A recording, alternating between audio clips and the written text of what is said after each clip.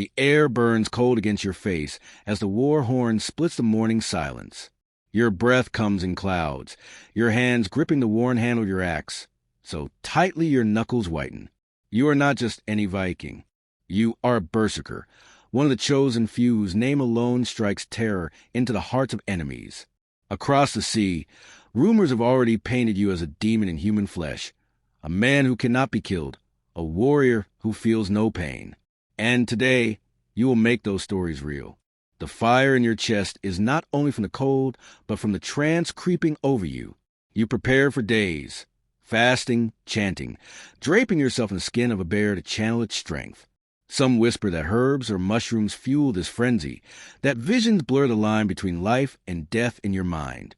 Whether the cause is spirit or substance, you can feel it now. The world narrowing to the rush of blood in your ears and the promise of battle. The longship cuts through the icy waters, your fellow warriors chanting in rhythm with the oars. The smell of salt mixes with the leather shields and the tang of sharpened steel. When the shoreline comes into view, there's no hesitation.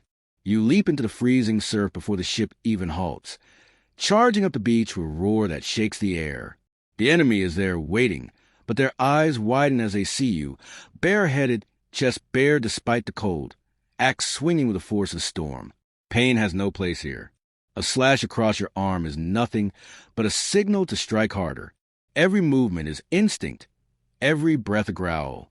By the time the sun is high, the field is yours, and the stories of berserkers will grow even wilder in the mouths of those who survive to tell them.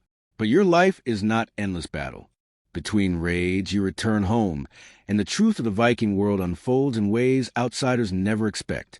You are no filthy barbarian, despite the myths told by those you raid. In the longhouse, the first thing you do is wash. A wooden bucket of water, a coarse cloth, and the tools every Viking carries. A comb carved from bone, tweezers, even an ear pick. Grooming is not vanity but pride, a sign of discipline. When the chieftain gathers the warriors, your hair is neatly combed, your beard trimmed. You know the women notice. Your clothing is as practical as it is striking. A wool tunic dyed deep blue with woad covers your shoulders, belted at the waist with a strip of tool leather that holds your knife. Wool trousers, tucked into soft leather boots, keep the cold at bay. In winter, a heavy cloak fastened with a bronze brooch adds both warmth and authority. The women of your village wear long woolen dresses with an apron secured by two oval brooches at the chest, strings of beads marking status and taste. The dyes, reds from madder root, yellows from birch leaves, rare purples from imported trade, announce wealth before a word is spoken. Hair is an art in itself. Among your fellow warriors, some grow theirs long and braid it tightly. Others shave the sides of their head and let the top fall in a warrior's crest. You have chosen a thick braid bound with leather, both practical for battle and a symbol of strength. The women's hairstyles are even more elaborate, braids coiled into knots, decorated with silver pins or amber beads. Grooming is not simply about beauty. It signals power, readiness, and the respect you command. When you face an enemy, your appearance is part of the weapon. An unkempt man is dismissed, but a well-groomed warrior in clean tunic and polished weapon is a figure to fear. Even in the heart of winter, bathing is a weekly habit. A trip to the bathhouse, steam rising from the water, is a social affair. Here deals are struck, marriages discussed, and news of raids planned. Cleanliness keeps you healthy, but it also sets you apart from the tales spread by monks who call Viking savages. Those monks don't see the care taken to weave tight, even cloth, the skill in crafting intricate silver brooches, or the patience needed to plait a braid that will last a day's work in the field. Yet you never forget what you are. Beneath the clean hands and ordered hair lies the heart of a berserker. The battle trance waits just beneath the surface, ready to awaken at the sound of another war horn. The calm of home is only the pause before the storm. Soon enough, the oar will dip into cold seas again.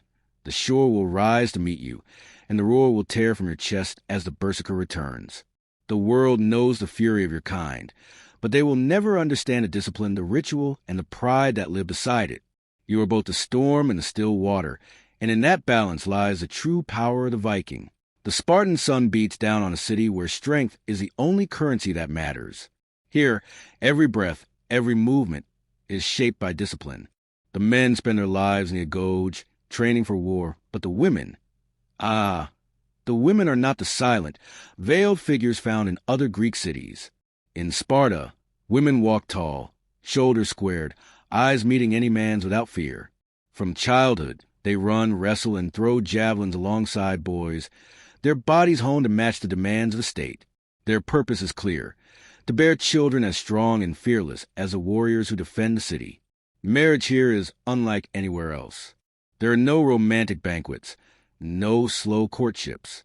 A Spartan wedding begins with an abduction, a tradition carried out with a strange mix of ritual and necessity. The bride's hair is cut short, her head covered in a man's cloak, transforming her into a figure that mirrors the appearance of a young male companion. This symbolism is not cruelty. It is the state's way of marking the transition from girl to wife, aligning her with the same physical ideals it demands of men.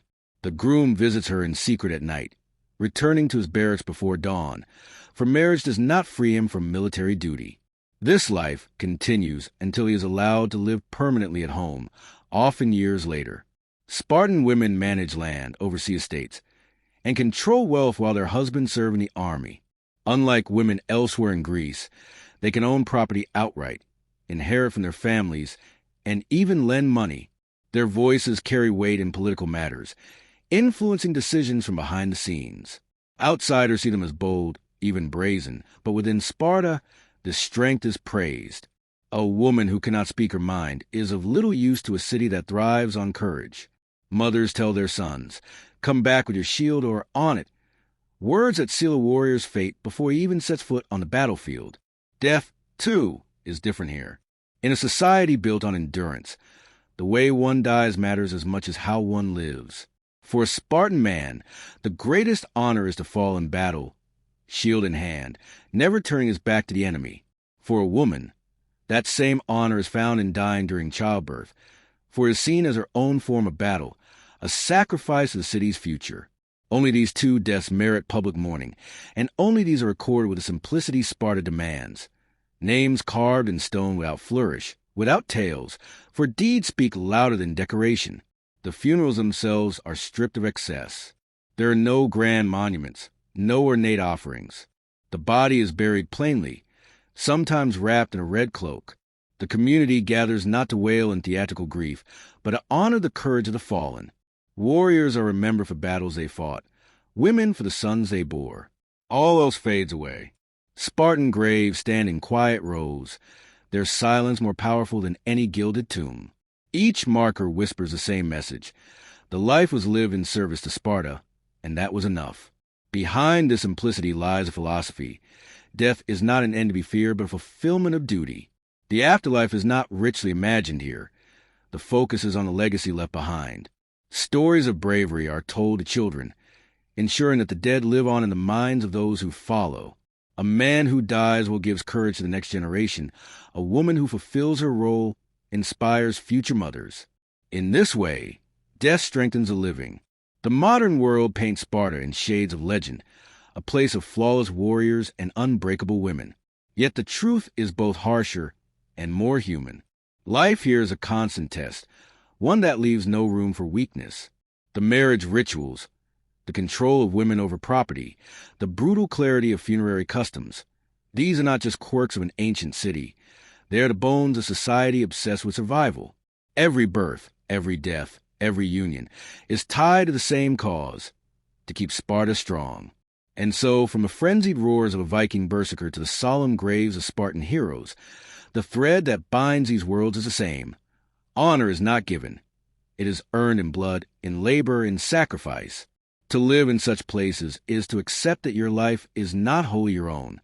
It belongs to your people, your city, your legacy.